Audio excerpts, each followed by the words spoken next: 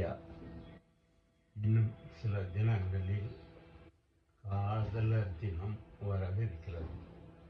பெரும்பாலான காதலர்கள் இப்பொழுது முதலே அதற்கான ஆயத்தத்தில் ஈடுபட்டிருப்பார்கள். நான் சிலரை சந்தித்து உங்கள் காதலரை பற்றி சொல்லுங்கள் என்றேன். ஒருவர் சொன்னார், அவள் செந்தமிழ் தேன்மொழியால், நிலாவன சிரிக்கும் மலர் கொடியால், பைங்கனி இதழில் பழரசம் தருவாள், பருகிட தலை குனிவாள். இதில் அவர் சொன்னது அந்த பெண்ணின் குரலும், அந்த பெண்ணின் சிரிப்பும், அந்த பெண்ணின் இதழ்களும் எல்லாவற்றுக்கும் மேலாக 4 குணங்களில் உள்ள நானும் அவரிடம் இருக்க கண்டேன். இரண்டாவது ஒருவரை சந்தித்து அவரிடம் கேட்டேன், உங்கள் காதலை பற்றி சொல்லுங்கள். அவர் சொன்னார், மனம் கனிவான அந்த கன்னியை கண்டால் கல்லும் கனியாகும். முதலாக கைகள் விழுந்தால் முள்ளும் மலரா என்றார். ஓ சரி. அப்போ மூன்றாவது நபரிடம் போய் நீங்கள் சொல்லுங்கள் என்றேன். அவர் சொன்னார், ஒரு பெண்ணை பார்த்து நிலவை பார்த்தேன், நிலவில் குளிரில்லை. அவன் கண்ணை பார்த்து மலரை பார்த்தேன், மலரில் ஒளி இல்லை. அவள் இல்லாமல் நான் இல்லை, நான் இல்லாமல் அவள் இல்லை. அடுத்ததாக ஒருவரை போய் நீங்கள் என்ன சொல்கிறேன் என்று கேட்டபோது, நான் பார்த்ததிலே அவள் ஒருத்திதான் நல்ல அழகி என்பேன். நான் கேட்டதிலே அவள் வார்த்தையை தான் ஒரு கவிதை என்பேன் என்றார். ஆஹா சரி. இன்னொரு நபரை சந்தித்து அவரை கேட்டபோது அவர் இப்படி சொன்னார், நிலவு ஒரு பெண்ணாகி உலவுகின்ற அழகு, நீர் அலைகள் இடம் மாறி நீந்துகின்ற குழலோ என்று சொன்னார். ஓகே, நல்லது.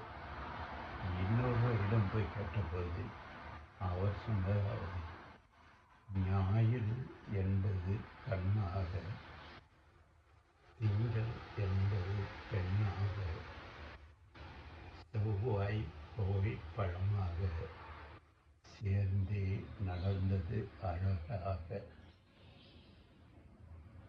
சரி, அப்படியானால் புதன் வியாழன் வெள்ளி சனி என்னவாக இருக்கும் என்று நினைத்து கொண்டே வந்தேன்.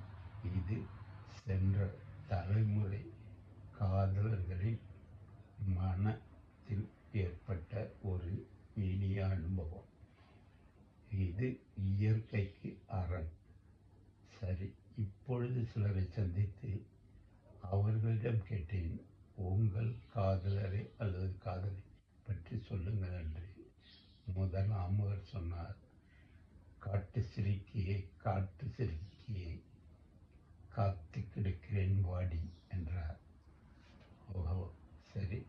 அடுத்தவர் என்ன சொல்கிறார் என்று பார்த்தால், சாம்பிராணி வாசமீறி வளர்ந்த சிறுக்கினி, உனக்கு மட்டன் மீன் இவைகள் செய்ய தெரியுமா என்று பாடி முடித்தார். சரி, அடுத்தது மூன்றாவது நபருக்கு பார்த்தேன். அவர் சொன்னார், சின்ன சிறுக்கியே என்னை குளிர அரைக்கின்றார். அடேங்கப்பா. அடுத்த அழைப்பு பார்த்தேன். அவர் சொன்னார், அழகான ராட்சசி, அடிமை கொதிக்கிறியே, முட்டாசு வார்த்தையில் பட்டாசு வெடிக்கிறே என்றார். சரி, ராட்சசியை கட்டிக்கொண்டு ஒரு என்ன செய்ய போகிறார் என்று அடுத்த நபரிடம் போனேன். அவர் சொன்னார், சண்டாளி, உன்னாலே நான் சுண்டலியாய் மாறினேன் என்று.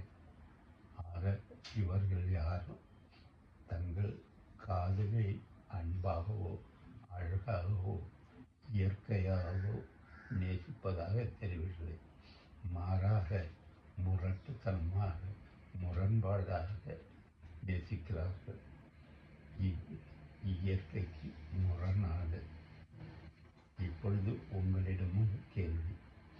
சென்ற தலைமுறை காதலர்கள் பேசிய விதம் அப்படி, இன்றைய காதலர்கள் பேசிய வரைமுறை இப்படி. சினிமாக்காரர்களை கேட்டால் அது அவர்கள் அந்த நேரத்தில் ரசித்தது இப்பொழுது உள்ள ரசிகர்களுக்கு அதுபோல ரசிக்கும் மனப்பான்மை இல்லை. இப்படி கொடுத்தால்தான் ரசிக்கிறார்கள் என்றார்.